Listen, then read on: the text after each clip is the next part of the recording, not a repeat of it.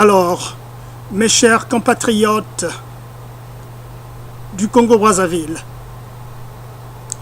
notre très beau pays, beaucoup sont des Congolais et des Congolaises qui ont pris l'habitude, n'est-ce pas, d'utiliser à fond les médias sociaux pour participer, enfin, d'une manière ou d'une autre, à la vie politique de chez nous. Les sans-voix d'hier ont désormais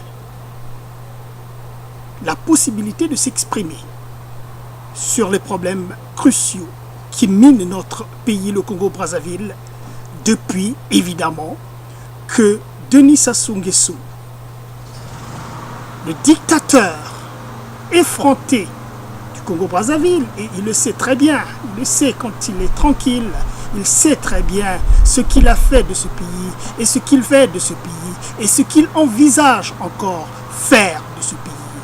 Et de surcroît, il est bien conscient du fait que les Congolais, du nord au sud, de l'est à l'ouest jusqu'au centre, ne l'aiment pas. Les Congolais ne l'aiment pas en lui-même en tant que tel, mais les Congolais ne l'aiment pas par ce qu'il a fait au Congo-Brazzaville depuis plus de 30 ans maintenant. Et depuis qu'il est revenu par la force au pouvoir, nous n'avons pas cessé. Nous n'avons pas cessé d'éveiller la conscience des Congolais. Tout le monde se souviendra. L'arrivée de Pascal Lissouba au pouvoir en 1992, après la conférence nationale, qui était vécue et qui est encore vécue aujourd'hui comme l'un des moments fondateurs dans l'histoire de notre pays, dans ce sens que pour la toute première fois, les Congolais s'étaient retrouvés. Bien sûr, à la faveur d'un mouvement beaucoup plus planétaire qui est la chute du mur de Berlin.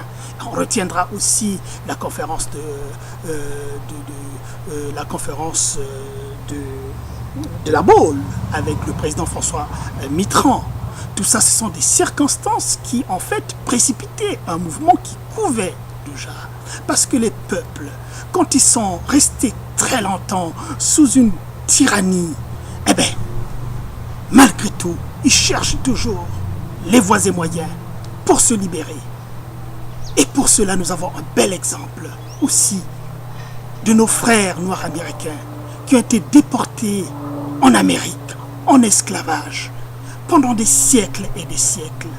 Ils ont construit l'Amérique sous l'esclavage, dans une ségrégation, en fait, qui était une ségrégation des plus féroces, utilisant l'expression, puisque finalement l'expression de la férocité, ça reflète bien, n'est-ce pas, les actes que les uns posent envers les autres.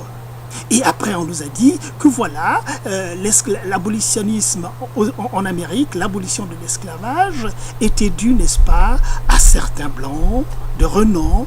On nous a cité les Schweilcher, on nous a cité aussi le pape Grégoire, on a cité pas mal de blancs qui seraient à l'origine du mouvement de l'abolitionnisme en Amérique et dans les Indes occidentales, les Antilles et en Amérique du Sud aussi d'ailleurs.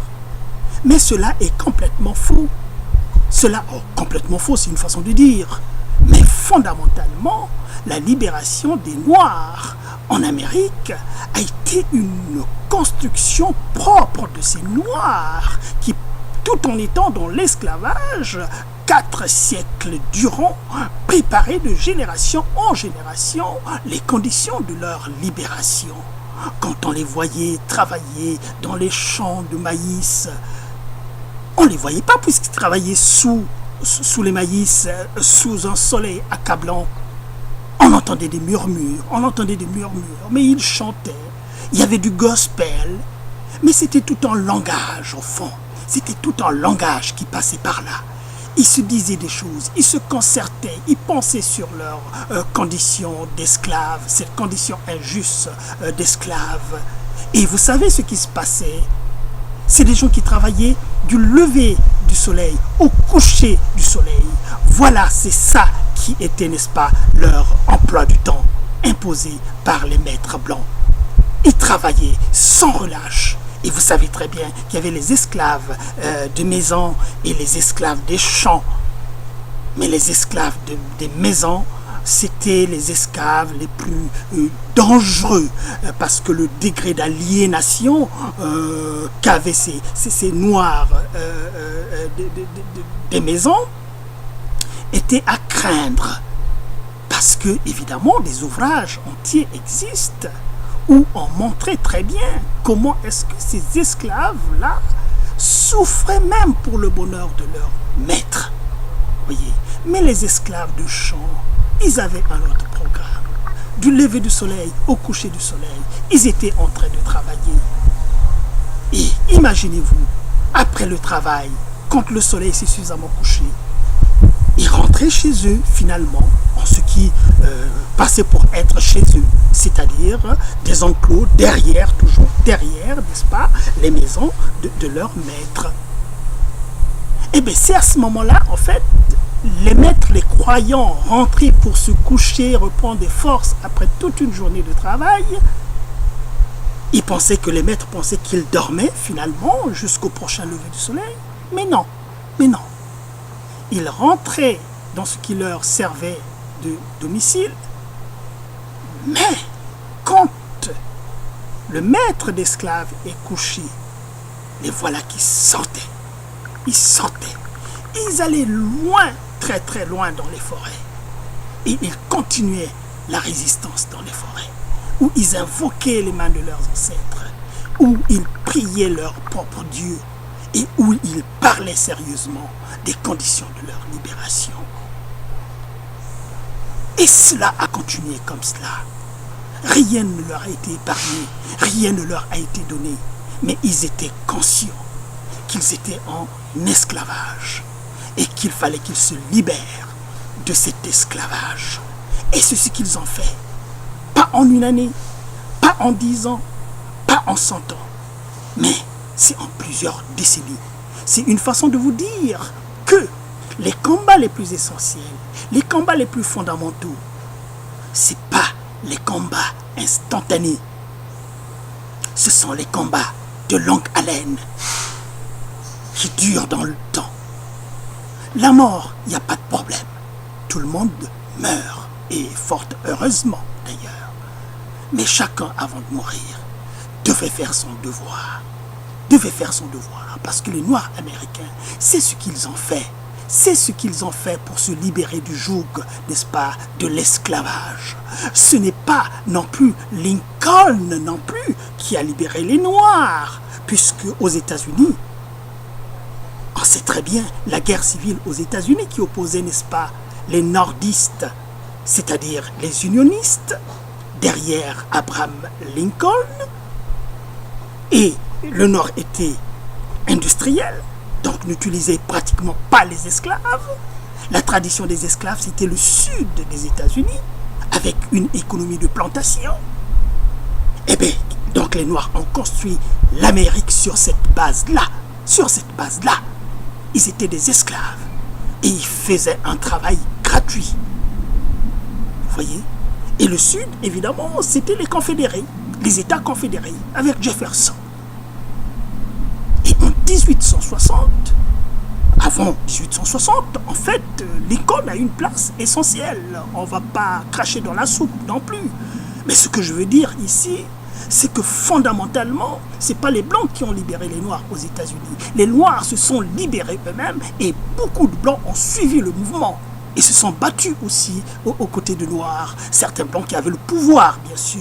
Le pouvoir, certains pouvoirs, que ce soit dans l'ecclésia ou que ce soit carrément dans le jeu politique et même dans la société civile. Tout le monde ne s'accordait pas de l'esclavage aux États-Unis, loin de là. Vous voyez? Donc vous voyez un sud des États-Unis basée sur une économie de plantation. Et cette économie ne fonctionnait pas à l'énergie animale. Non, ça ne fonctionnait pas à l'énergie hydraulique. Non, ça ne fonctionnait pas à l'énergie mécanique. Non, ce qui fonctionnait à l'énergie mécanique, c'était les États du Nord de l'Amérique. Eh bien, l'économie du sud des États-Unis fonctionnait à l'énergie musculaire. Les muscles des Noirs qui ont bâti, n'est-ce pas, cette économie de l'Amérique. Vous voyez? Et c'est Lincoln, évidemment, qui est parmi les premiers à dire, vu la force de cette discrimination, vu la force de cet esclavage de ce temps-là.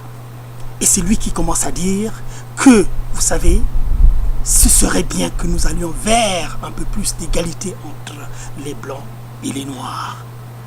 Parce qu'au fond, finalement, nous faisons tous partie de l'espèce humaine.